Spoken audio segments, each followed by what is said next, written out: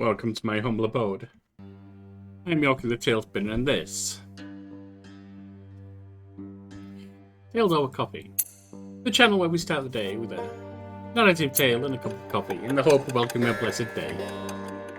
We return now to the life and suffering of Sir Brante, Sir Yorkie Brante, me, in this world.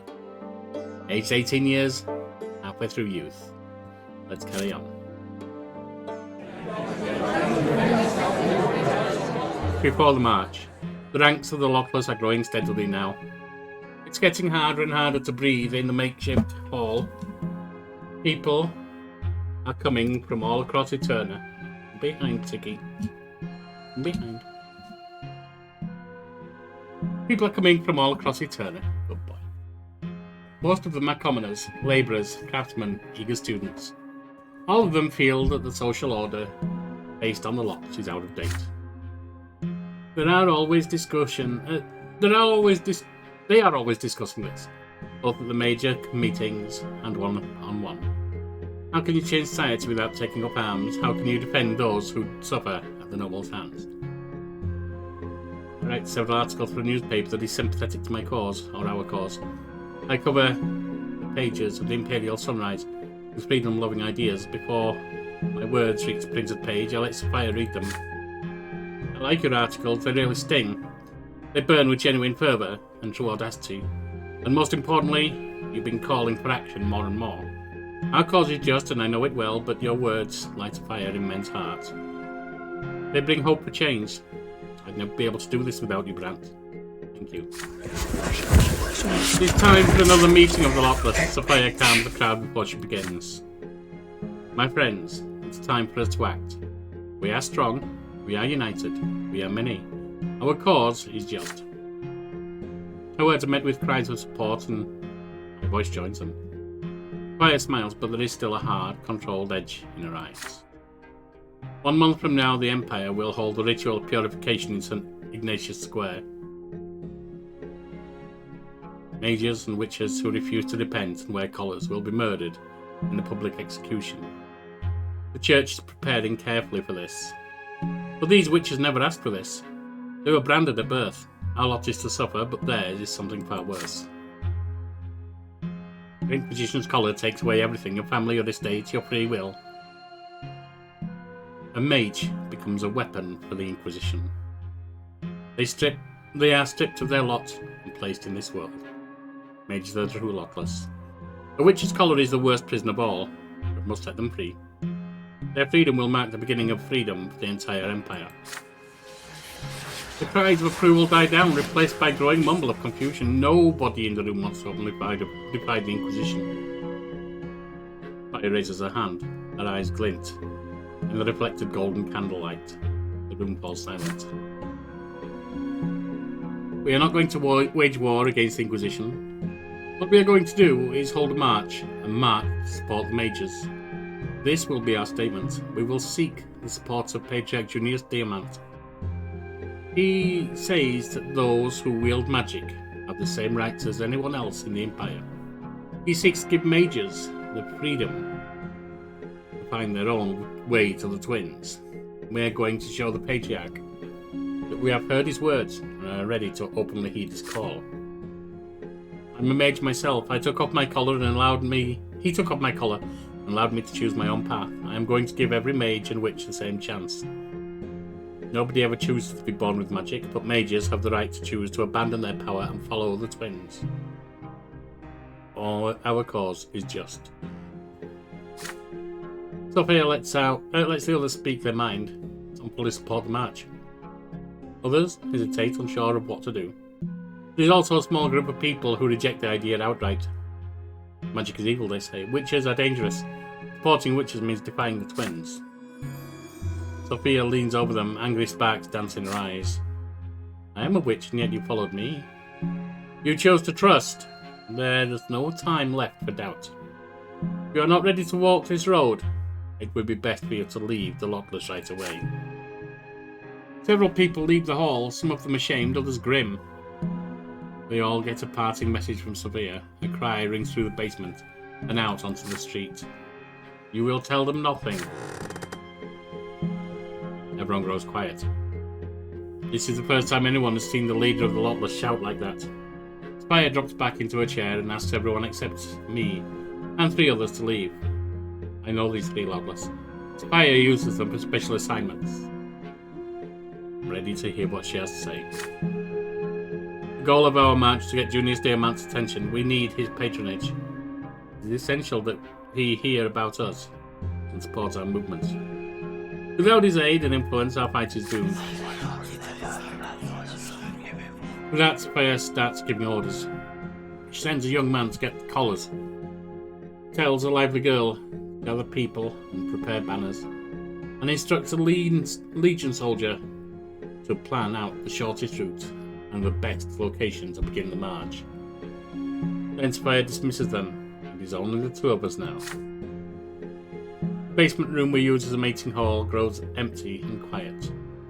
And I finally notice how tiny and exhausted Sophia looks. Dark rings encircle her eyes, and her skin is grey and parchment. She works so hard for our sake. A moment of quiet. Sophia speaks to me about the Imperial Legion. I don't want to scare the others too soon, but I think you know what I'm going to say. If they have trained legionnaires guarding the Red Square instead of prefecture gendarmes, the soldiers won't stand on ceremony. Some people might die during this march. Spend half the night planning escape routes in case we have to run for our lives. By the time the plan is ready, both of us are on the verge of nodding off. There's one more thing Spire wants to discuss, however. Many people have joined the Lotless over the past few weeks, but we still don't have enough members. We need to attract other people to the streets, in order to make our march stronger. People need to see that we aren't just misfits. Spire has 2 ideas for attracting more people to the march, but I only have enough time to implement one of them. I could call upon the commoners who support the doctrine of Patriarch Photis to join the march. Plenty of people in Turner had suffered at the hands of the Inquisition back when the new faith first emerged. Those who rejected the lot were treated like heretics and punished accordingly. Alternatively, I could seek support from the clergy and the nobles. Even among them, many have relatives and friends who have suffered at the hands of the Inquisition. Sophia looks up from her papers. The circles around her eyes are even darker now. She is barely reacting to the world around her. She is but a shadow of the confident young leader of the Lotless I saw speak at the meeting. She lights her pipe and throws herself back in her chair, her eyes half-lidded, looking utterly exhausted. Seems the decision is mine. I could mobilize the commoners. I could mobilize the nobles and the clergy. I could mobilize nobles and priests who have suffered at the hands of the Inquisition. That would be much more difficult, but they are more influential. This would give us greater numbers. But greater numbers can be a scattered group that breaks easily. But put work aside in order to help Sophia gain her strength. I have to trust she can do that herself. Let us try to get the nobles. I said we need people of privilege, people of power behind us. I spend more time writing a list of people who might show support for the cause of the Lotless. I compose the invitations to the march, carefully crafting each individual letter. I only choose priests who have criticised the Lots or sided with the Patriarch Junius at least once. As for nobles, I only chose those who have lost family members accused of sorcery. There are only a few of them. It takes me and Sophia until early morning to slowly gather information about the arrest of nobles accused of sorcery. Sophia rejects some other names outright. I don't trust that father. His brother got executed, sure, but everybody knows they were never on good terms. Levitt's out too. He spoke in support of Patriarch Junius. He'll never march with the lowborn.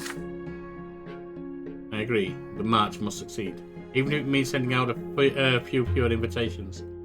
Sophia has barely enough strength left to smile as I say goodnight to Thorn. Go get some sleep, Brante. There won't be much time left for that in the weeks to come.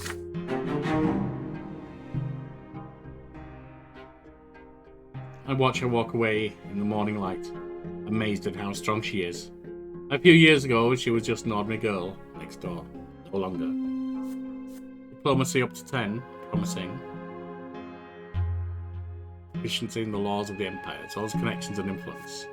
Theology up to 14, still an initiate but growing.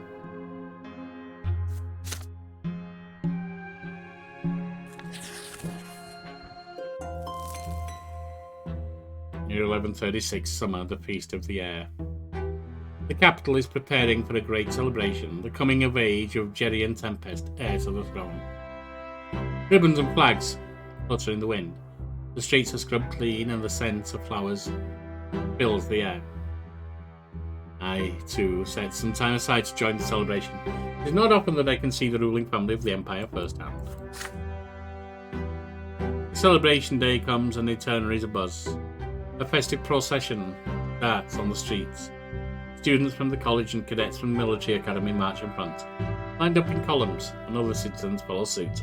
I join the parade around the tail of the procession. Before long, it reaches the square in front of the Emperor's palace. The ruling dynasty of Tempests observes the parade from the palace balcony. They are joined by the Empire's highest dignitaries and province overseers. For the first time in my life, I see Emperor Uther II with my own eyes, there, high above. The columns of college students and academy cadets come to a halt at the balcony and salute the Emperor with their mottos. The Emperor raises his hand in a gesture of benevolent greeting. Then his voice echoes across the square. I can hear him easily, even from so far away. I accept your gratitude, my loyal subjects. Take pride as you wield your knowledge and valour in service to the Empire. All who are worthy will be ennobled by the mantle by my grace. The noble speech hear the Emperor's words, but then Archduke Monroe steps onto the balcony and their jubilation gives way to murmurs of discontent. Everyone here remembers all too well how the rulers of Monia tried to shut down the college by force. Still, the Archduke is the de facto leader of the Acnean gentry. He's a force to be reckoned with, even for the Emperor. Aegidius Monroe says, Hail, your Emperor, common folk.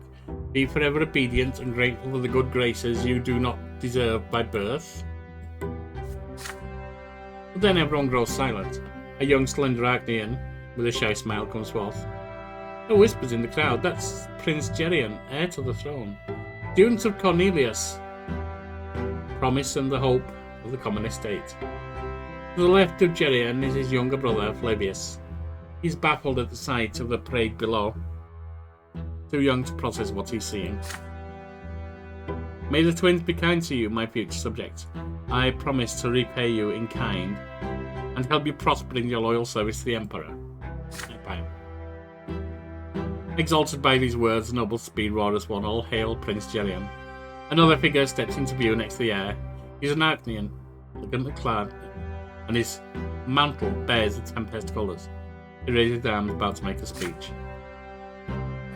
Gaius Tempest. Long live Prince Gerion, students of the college, cadets of the academy. Time and again, you have proven yourself to the Emperor by word and deed.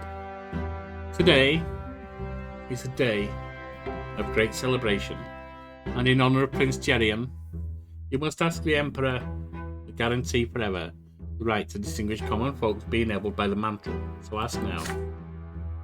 The cadets and students freeze in hesitation. They exchange glances, unsure whether to follow the words of the Emperor's own brother.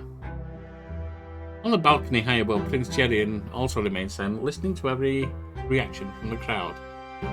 Archduke Monroe briskly steps into view once more. He takes several seconds to observe the crowd before he speaks. Imperial subjects, what the Emperor's brother wishes to say is that you must always remember that you owe your status to the Tempest dynasty. The Emperor accepts your gratitude and sends you off with his blessing. You may leave now. Commotion and murmurs spread over the crowd, as some of the noble speed refuse to follow Archduke Monroe's order. And there are shouts heard here and there. The law. We ask the law. The academy officers and teachers of the college urge them to fall in line and resume the parade.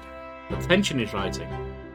The crowd slowly grows enraged and unruly. An Imperial Guard cavalry regiment emerges from the palace. They start slowly advancing on the crowd, hands on their swords, pushing people out of the square. The commoners are now running left and right. I too have to move away. This quickly quells the commotion in the square, and the cavalry withdraws. Emperor Uther II appears on the balcony again. Archduke Monroe stands by his side. The square falls silent at the sight of the sovereign. My subject, I can see how overjoyed you are for Prince Gerion, but your show of reverence and gratitude is clear enough. Now obey my will. Continue the parade and sing the praise of the Tempest dynasty that has given you so much. The square obediently lines up in columns once again. The bout of defiance is in the past now, and they resume the festive parade through the city streets. Glory to Emperor Uther, glory to Prince Gerion. The overseer establishes more of his power.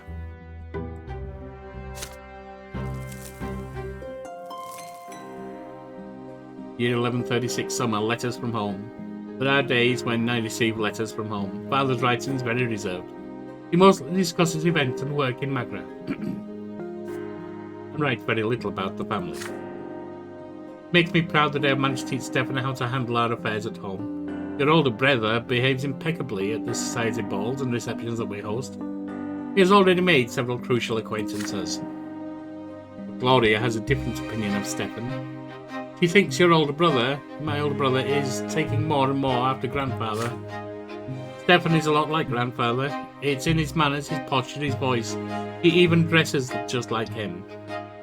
He used to be aloof around me, and we barely talked in the past. But now he always blames me and tears me apart. I can't take it anymore. He walks all over me all the time and treats me like a housemaid. Mother writes to me. From her letters, I learned that Nathan just barely managed to graduate from school. It makes me sad to admit that Nathan has none of the talents you have. The other day, he told me he won't even try to study in the capital. He says he won't be able to pass the exams. I find solace only in the nights Nathan and I spend together reading the scriptures and our walks to the church by the silver tree. He accompanies me every time. My sister and younger brother write about Mother too, and they say the same thing about her health. She now spends more time locked away in her chambers to brood. Claudia does her best to accompany Mother when she leaves home. And Nathan's letters mention her steps echoing in the halls in the middle of the night. There is one more thing Nathan mentions in his letters. Stefan and Gloria have been fighting very often these days. Stefan always tries to get under Gloria's skin, and she answers him in kind. Then Stefan calls her a lowly commoner to make her shut up. I always tremble in excitement each time I see a new letter with a seal of my home province. My fate is still bound tightly to my family's, no matter the distance between us. Stefan drops to 0. Gloria drops to 2. Nathan drops to 3.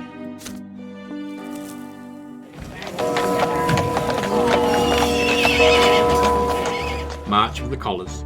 This is the morning we have all been waiting and preparing for. Our one of the house in downtown Eterna is packed with a crowd of people. Everyone puts collars on their necks. They are not enough for everyone, so the rest of them cover their necks with scarves and belts, and anything else that looks dark against the skin. There are so many faces, even faces I've never seen before. People of all estates have come here today. We flow out into the street. People keep coming to join the crowd even as we start walking. There are shouts in the crowd now. Our cause is just. These words fill us with confidence, help us remain composed. Everyone is smiling. We march. I march in the front row. The feeling is indescribable. Change is coming.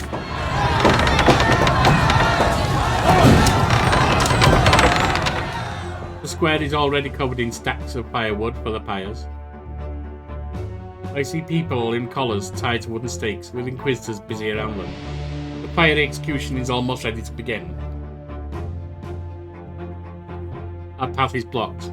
Imperial Legion soldiers stand guard on all streets leading to the square. The crowd keeps pushing. There are cries on the streets now. Mages and witches are children of gods. Give the witches back their lives. Down with the shackles of the lots. The cries of the lots fill St. Ignatius Square. A legionnaire yells of the mob and orders us to stand aside before they draw their swords, and then I hear the scream right next to me. We've got them outnumbered, we're going through them. That changed fast, didn't it, Sophia? Her voice rings in my head and fills me with fury and faith in victory. And I run straight at the legionnaire's sharp sword.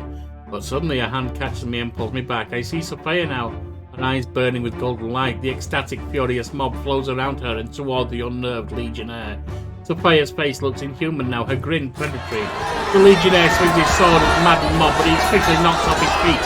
His fellow soldiers guarding the square lock their shields together and draw their swords. There is a look of bewilderment in the Inquisitor's eyes. It seems none of them expected such frenzy. Sophia leads the attack. Set these sufferers free. Junius Diamant is on our side. The twins are our shield. Any idea of peaceful march is now thrown to the wind. Sophia lets out. It is about to send the Lockless against a line of legionnaires. Only seconds and moments until they strike. I have to be there in the front lines. Or will I try and stop her and avoid further bloodshed? There is still time. Or will I execute the plan myself and free the captives from the funeral pyres myself? I can begin the assault. I can hold her back, which we're not going to do. We are not going to do. We are not going to do that. It is a vision I saw. This must happen. Free the captive mages on my own. The assault will keep the people busy. Let's get these mages out of there. The Lockless trample the legionnaires. The Inquisition tries to stop those who make it past the shield-bearing soldiers. My eyes catch an unguarded opening leading straight to the square. I run away from Sophia and through the crowd, then squeeze through the opening and head for the pyres. The Inquisitors are too busy binding the fleeing Lockless with the wondrous power of the younger twin. No one is watching the pyres. I turn over a barrel, flooding the square behind the Inquisitor with tar and set it on fire. They are now trapped with the mob. I start acting quickly, cutting the rope that bind the mages to the stakes. An old man with a horrifying facial scar screams when I accidentally cut him. But I have no time to be careful. Their freedom comes first. The last mage you set free is a girl with golden hair. She must have been a beauty in the past, but now her body is beaten and bruised, and she's frightened and confused like all the other mages. Then suddenly I notice a young woman in the Inquisitor's cassock. I am moments away from assaulting her, until I see that she's helping the girl with the golden hair off the pyre. Did I just hear her apologise? The Inquisitor looks at me next. Thank you, says Jean. I pushed. Is that a noble that I tried to hand the handkerchief back to? I may be misremembering. I push the freed mages toward the mob, yelling instructions into each ear. They have to scatter, they have to run away from Eterna as fast and as far as possible. The mages mix with the collared crowd. All I can do now is hope they will find a way out. Reaching to fire in this chaos takes an eternity. I grab her hand, shout that the mages are free and drag her away from the bloodshed. And then we run together until the screams in the square no longer can be heard. That's fine enough, Brante. We need to split up. We're too suspicious. And let's take off these collars, we don't need them anymore. We need to lay low at least for several days. Go back to our house. No, don't go back to our house. I get the feeling there's a shakedown coming. A lot of us are going to be arrested, I'm afraid, but it was all worth it. I'm just glad it ended so quickly. I nod and turn away, ready to flee. But before I do, I grabbed me by the arm one more time. Was that all you? Did you set them free all by yourself? I nod. Fire's eyes glow with awe. I find a flop house on the nearby street and rent a dirty cubby hole of a room, no questions asked. I pay for a few days' stay at once. It's a good thing I kept my money on me today. Then I walk upstairs to the room, collapse onto the bed. There is no news about the Lockless. It is as though none of it ever happened. I go to St. Ignatius Square only 3 weeks later. The cobblestones are covered with soot. I see spots of dried blood. In the bushes nearby I find several broken collars. Our cause is just. Sophia is now at +4 affection.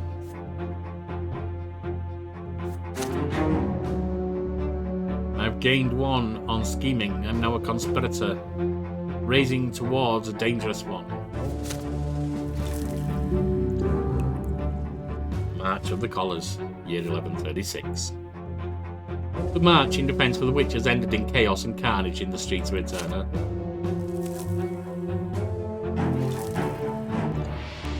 Aelis's rescue event has happened. Aelis's death is prevented. I saved the enigmatic singer known as the Golden Voice from an untimely death.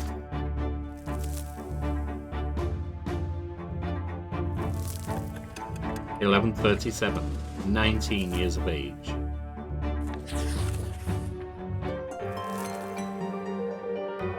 Year 1137 summer, the overseer of Magra. 2 major events take place while I am busy living my life. Firstly, Cornelius Tempest is no longer the great chancellor of the empire. He has been ousted and sent back to his province. Oh. His replacement is the Archduke of Monia, Egerius Monroe, the same Monroe who sought to shut down the college. The most powerful lord in the realm finally convinced the emperor that his brother Cornelius was giving too much freedom to the lowborn. Now the policies of the empire will be reversed. Many fear that the new great chancellor will destroy the imperial code of laws and other achievements of Cornelius. There are cautious rumours among the people. They say the great chancellor is going to revoke the right of common lot, to be ennobled by the mantle. Secondly, Magra, my homeland, now has a new overseer, Gaius Tempest, the other brother of Emperor Uther II. Usually the overseer of a province is its archduke. After all, it makes sense for the province's most powerful noble to impart the emperor's will to the locals. Yet now this age-old tradition has been broken, and to no one's surprise, Archduke Tarquinius Millenadus is absolutely furious. Gaius Tempest used to be the main supporter of his brother, former great chancellor Cornelius Tempest. The nobles at the emperor's court say this is a stratagem by the Agnian gentry, who want Gaius removed from court affairs, along with Cornelius. Either way, Gaius Tempest and Tarquinius Millenadus will be at each other's throats over the province. This does not bode well for their future. Only one thing is clear. Magra, my home province, is about to face great changes. Struggle for power ebbs and flows. It moves back towards the commoners taking power, but is nowhere near there yet. Order has been increased. We are at peace.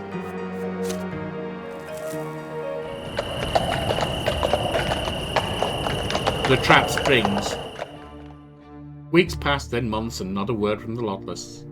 I have to resort to odd jobs to survive. How much longer will I have to wait? My hopes of seeing the Lotless return wane more and more with each passing day. I still recall the loss and bloodshed of St. Ignatius Square with pain. What happened to the others? How many of us managed to get away? And more importantly, what happened to Sophia? More days pass, I hear nothing. I keep returning to the same familiar city streets, glancing at the walls and windows, waiting anxiously for a sign or a familiar face. Then one day I finally see a sign. A yellow towel hanging outside a window. Mayor's window. It's tonight. I return to the basement. Only a few people are there. I look into their faces. There are fewer of you now. Some of the Lotless could not bring themselves to come, and others died back in the square. Fire sits at the opposite end of the room, like an actor on a stage, a pipe in a hand. A golden ray of sunset has just reached through the basement window, the glint in her hair. People are sitting at the benches or leaning against the walls. I sit where I normally do, in the front row, almost in the middle. There are voices and there are questions. Why did our meeting stop? Where has Sophia been all this time? What do we do now? Fire stands up and looks straight at me, a golden light glowing in her eyes. I want to ask you all for one last favour. Please, for your own sake, don't do anything foolish. The golden light in Sophia's eyes comes alive and flies through the hall, enveloping the others in viscous warmth. My eyelids grow heavy. My mind becomes tangled and slow to react. I can barely stand and my legs feel like they're made out of rubber. The people in the front row slump to the floor. There are cries of surprise and confusion from the back rows. Then I hear heavy stomping steps. Armed knights clad in black armour enter the basement. The Lotless at the door draw their weapons and are killed instantly. A voice full of steel rings through the room. In the name of Emperor Uther II, you are all under arrest. What is going on? What is going on here? Sophia? My heart is racing, but the rays of sunlight will not release me from this stupor. I can do nothing but watch as our united brotherhood perishes. This feels like a nightmare. Some run for the tiny windows, others get down on their knees and surrender immediately. Others stand or sit still, unsure what to do. Our former unity is shattered. People I used to call friends and allies now kneel in submission. And those who do not kneel are quickly cut down. There are screams and flashes of steel, and then a merciless cry, surrender or face execution. Fire is no longer glowing. Her eyes are red. She tries to maintain her composure, but I can see her lower lip trembling. Our eyes meet and she looks away. Fire. But how? Why?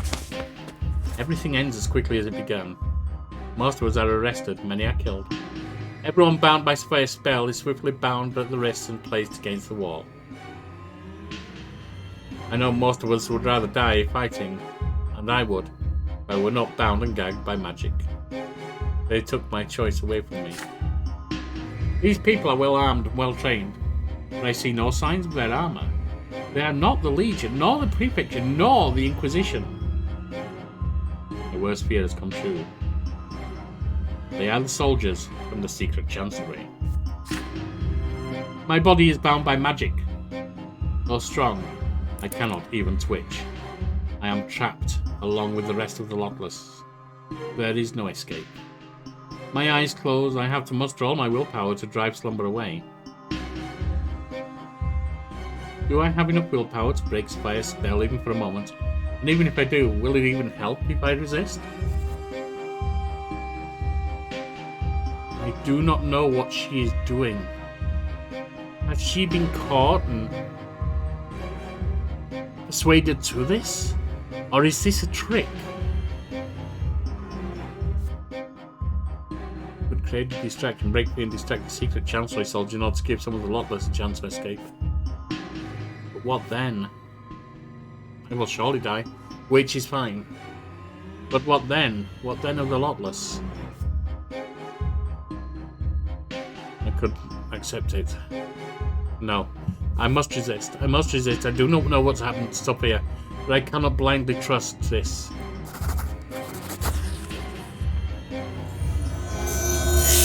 The trap springs. Out of options, I muster all my will in an attempt to break free from the binding spell. My voice cuts through the screams and chaos in the basement room. I scream and scream for my fellow Lotless to fight to the end. Sophia is a traitor. One day I will get her, and then she will pay. My call inspires some of the Lotless to break free from the spell for a few precious moments.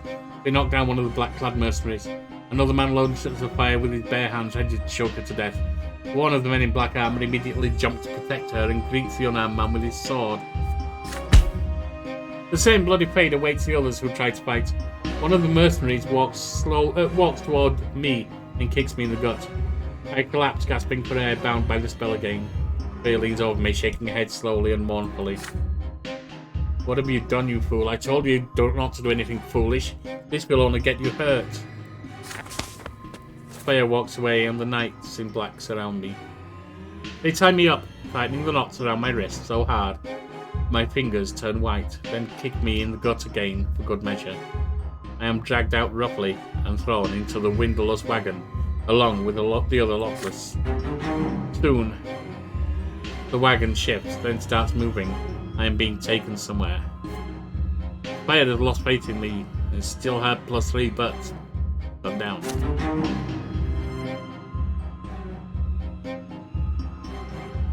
Soon the wagon shifts, yes.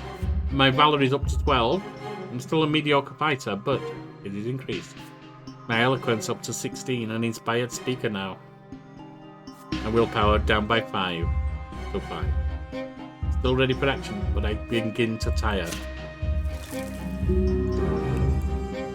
Attack on the Lotless, 1137. The secret society of the Lotless was struck down by the secret chancellery. Many of the conspirators were captured.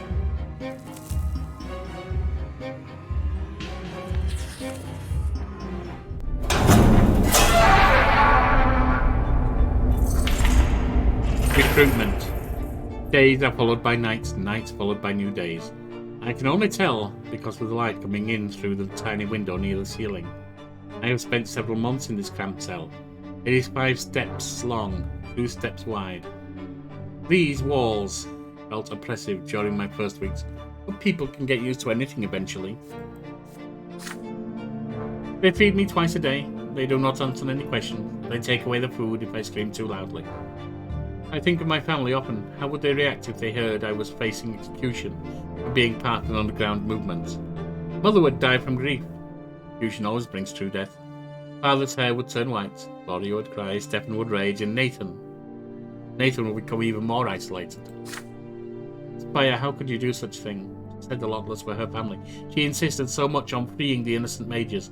She urged me, or us, to support Patriarch Junius and the new faith. Spire said all that, and then she stood there and watched her fellow Lotless get killed and arrested, their lives lost, years of work undone and destroyed. Driven mad with rage, I punch a stone wall. Blood spatters from my knuckles. It grows dark again. The lock on the door squeaks and the cell opens.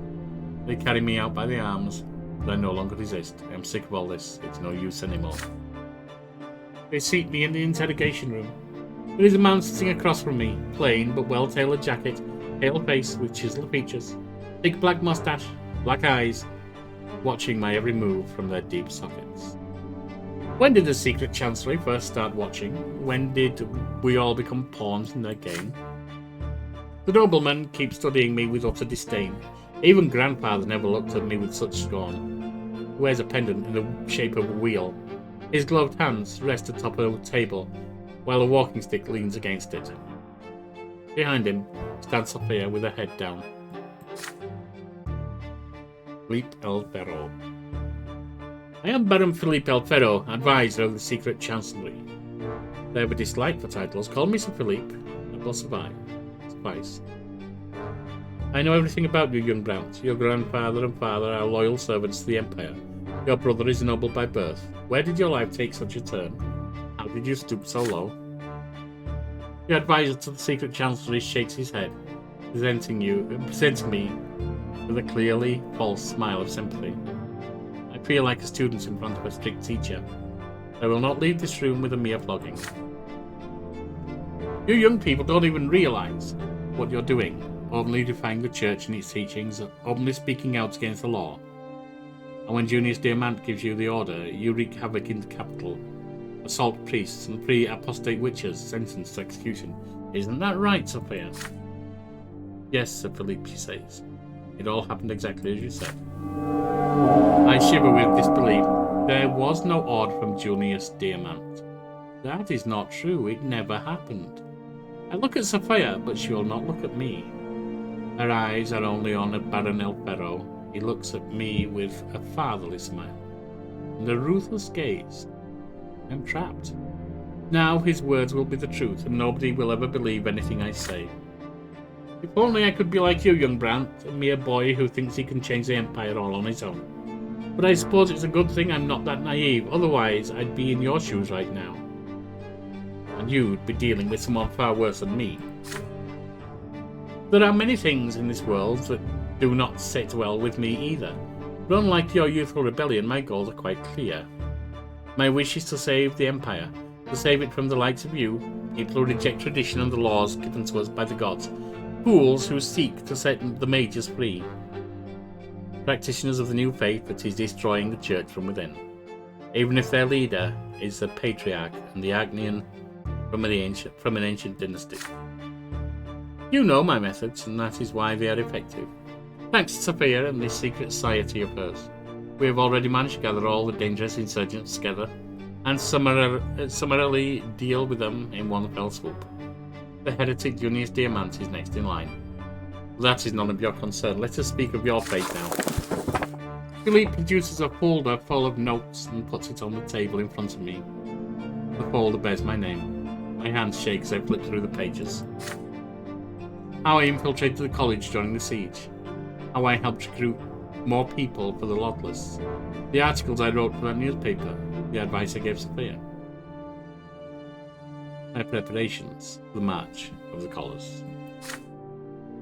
My life over the past 3 years has laid down on these pages.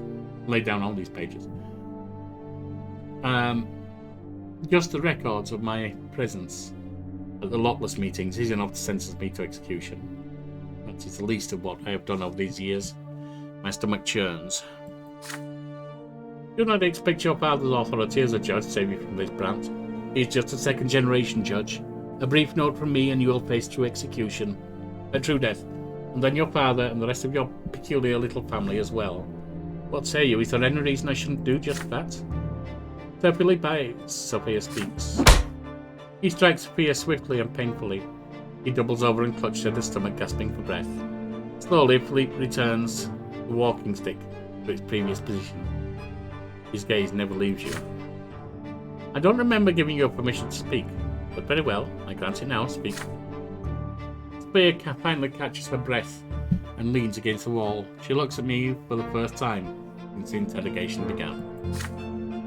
Sir Philippe, Brante grew up in Anisot, like me. He is very bright and has proven himself to be quite capable since his very first days with the Lawless. You'll find my description of him in my report. He will serve your cause in Magra well. I do not look at Sophia. Her betrayal is the reason I ended up here. But now she is putting herself at risk to save my life. Philippe stares me down, his chin resting on his fist. Proved himself, you say? Then how about he proved himself to me as well? There are only two ways out of this room. Right. One leads to the gallows, and the other makes him my loyal servant. Thanks to your childhood friend for this. Thank your childhood friend for this mercy. I'll give you one chance, and only one, to prove that you are useful to the secret chancellery. I am listening. If my manipulation was high enough, it is not. I could outwit Philippe. If my scheming was high enough, it is not. I could prove that I am useful. I could betray the remaining Lawless, but that I will never do. I must reject the secret chancellery, choose true death for myself, and dishonour the Brante family. I have no strength left to fight, but I will never let my enemies win. I will never be a snitch. I will never beg. I will never betray the survivors. I'm ready to pay the ultimate price. And so I tell Philip, no, I will not work for the secret chancellery. I will not betray the Lawless. I will not betray myself, not ever.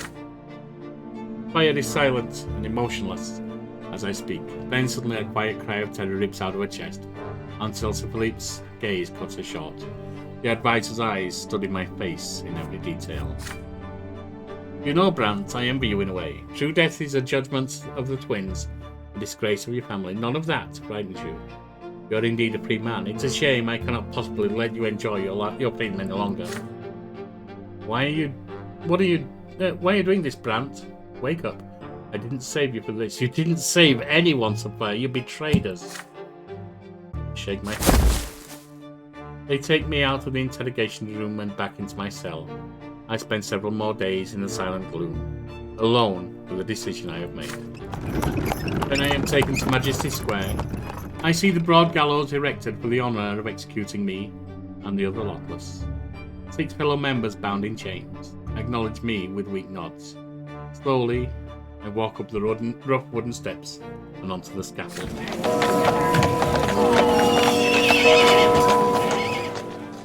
I cast one final glance over the square. It's an ordinary day in the capital. My execution has only attracted a handful of people. They look at me, some with pity, some with scorn, some with lazy anticipation. No last words, no speeches. All I get is a quick glance shared with the other Lawless before a cloth sack covers my head.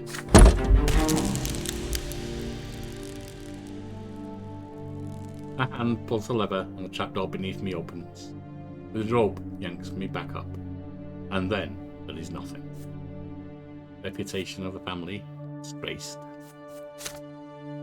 Yes, it is my true death.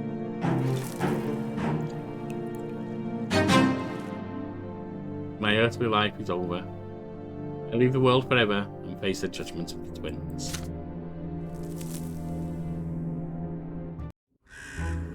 Neither side could overcome the other. The fire of the revolt could not be extinguished. The province, and then the whole empire, fell on troubled times.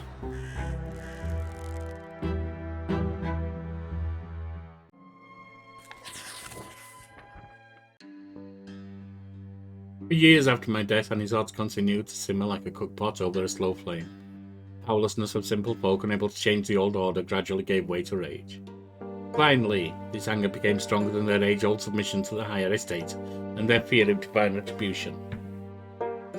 This rage was the spark that lit the fire of the revolt. The rebels took up arms and seized the city for themselves, led from the shadows by the last straw. When the moments of truth came, there was no soul in Anisot strong-willed enough to spearhead the raging revolt. The opposing factions soon reached a stalemate in which neither side could prevail completely. Anisot refused to surrender. After a prolonged siege, Gaius Tempest finally broke the city's defences, and the Legion entered the rebellious city of Anisot. The insurgents fled. The mobs disappeared from the square and the streets. The leaders of the revolt were hanged. But the city's capture made even more trouble for the Overseer. The unrest was beaten down, but not suppressed completely. New riots followed one by one as the common folk of the new faith priests and many nobles on the mantle continued to wage a desperate struggle against the old authorities. Gaius Tempest responded to the seething rebellion with more executions and threats, but dissent continued to grow. As the unrest in the city smouldered, the rest of the empire eventually caught wind of the Anisot revolt. Nearby Magnan towns and villages saw their first riots soon after. Chaos began to spread across the empire. The empire responded to this enduring turmoil with ruthless action, but even after several villages and towns were drowned in blood, the riots only intensified. The dominance of the emperor and his dynasty began to wane. Power struggles broke out between powerful nobles in the capital. Then a shocking event shook the empire at its core. Emperor Uther II was found dead in his palace, never to be reborn. His heirs, Gerion and Flavius, both disappeared without trace. With no one to take the throne, the noble dynasties accused one another of plotting against the Tempest rule. Feuds and internecine affairs, strife became commonplace, and so began an age of anarchy, of massacre and riots, conflict and bloodshed, chaos and unrest. There were no winners in this war of all against all, only survivors. The empire entered a dark and terrible age. What became of me? I have made my last and most important choice. Was my death worth it? Could I have chosen a different path? Either way, there was no going back. My fate is sealed. There is no returning from the hereafter. And so I bid farewell to my mortal life. Everything I fought for, everything I strove for, all that is behind me now. I am on my way to the Shining Pillar to await the judgment of the twins. I can no longer change the world's destiny, but the choices I made and the deeds I did have left an indelible mark.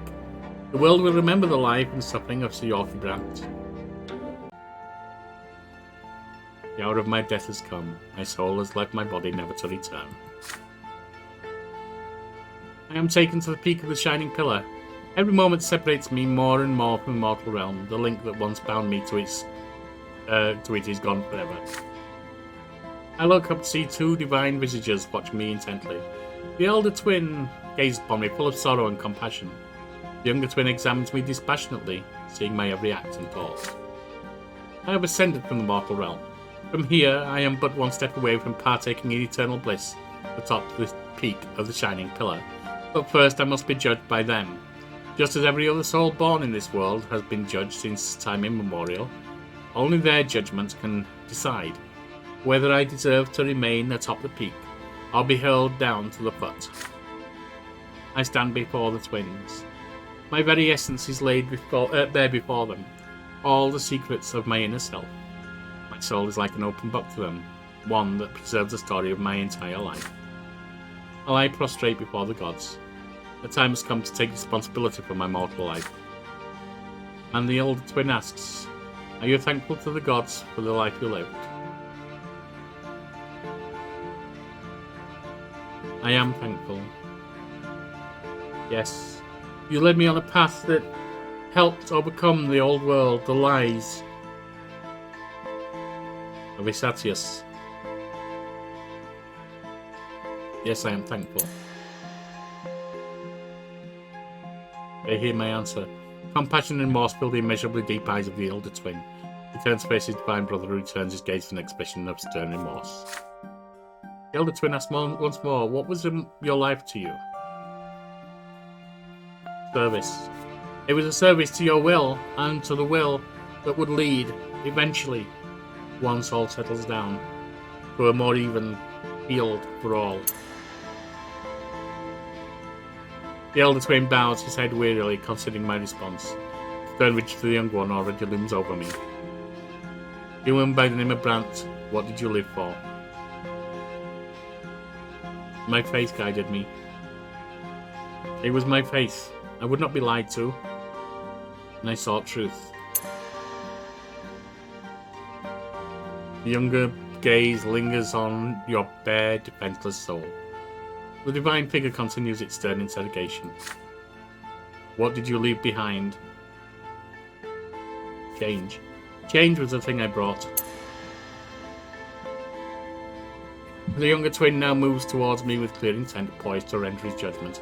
The elder twin restrains his brother with a gesture. A divine voice fills me once again. Did your life make the world we made better and more perfect? I do not know. I cannot know. I believe it led it more towards your will, but I do not know what will become of this in the end. I was merely a stepping stone on the way. The younger twin is silent, his eyes, his two swords pierce my soul. The elder twin speaks to me once again. But I already know the question, the very same question that caused me so much suffering shortly before my true and final death. What determined my destiny? A higher power. The certainty of your graces. The soul of a man named Brante lies prostrate at my feet. I have witnessed his entire life, known his every act, seen his every thought. No other soul could ever walk the same path. So many difficult choices, so many emotions, so much pain. Another soul awaits my judgment. I know no mercy, nor does my brother. Every mortal must walk the path chosen for him to the very end. Those who abide by the prospect set forth by me and my brother shall return to me and become part of me. Those who reject me, or reject us, shall know the eternal suffering of oblivion. Where does the man named Yorkie Brante belong? At the peak. He addressed the lies. I gingerly grasped the fragile soul, lifted it up, and turned to face my elder brother. I lift my sword. Brother stands with arms akimbo, ready for the blow. The blade slices through his chest. Blinding light gushes from the gash. I bring the minuscule soul of my to my brother's chest, and it dissolves in the streams of shimmering luminescence. A tiny fragment of our shared creation has rejoined the whole. The man named Brante is no more. There is only the eternal fount, which he now abides.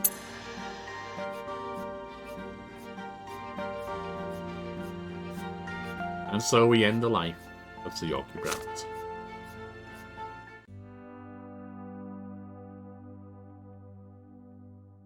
Well, I hope you've enjoyed the journey. We may make another journey if the channel grows strong enough, but this has been a low view thing, so it will not return to it anytime soon. But to follow a different path would be intriguing, so we may do it sometime. In the meantime, if you help the channel grow, hit the like, comment and subscribe. I would deeply appreciate it. Very well.